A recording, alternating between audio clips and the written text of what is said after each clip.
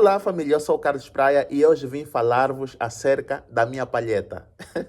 Na verdade é um pouco irônico, né? Porque eu não uso palhetas, não é? Salvo o erro, né? Quando há alguma situação específica que eu tenha que ter algum som específico, né? E tenha que usar mesmo a palheta, né? E geralmente é em estúdio. Mas eu uso quase sempre uma técnica, né? Que eu fui desenvolvendo ao longo dos anos, em que eu uso o meu dedo indicador, não é? Eu deixo a unha crescer um pouco.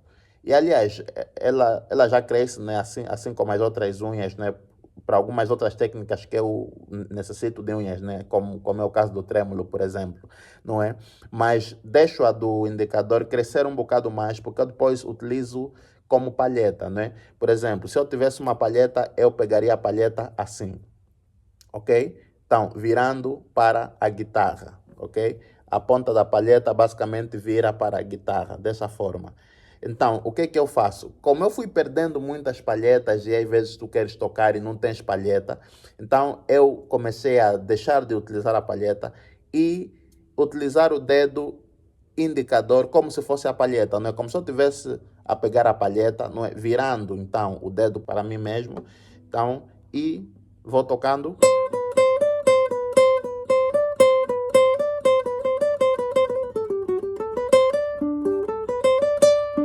Ok? Se tu não prestas bastante atenção, podes pensar que eu tenho uma palheta na mão, né? Porque se eu tivesse, seria mais ou menos assim, ok? Seria mais ou menos assim. Então apenas deixo cair a palheta. E tenho...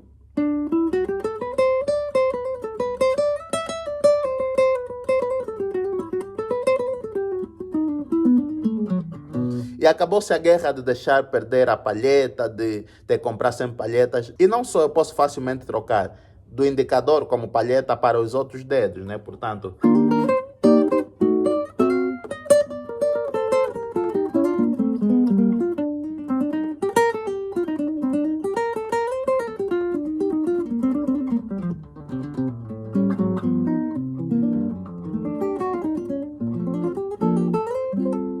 Já não tenho que esconder a palheta, basicamente é o mesmo dedo que depois vai fazer as harmonias que eu vou utilizando como palheta.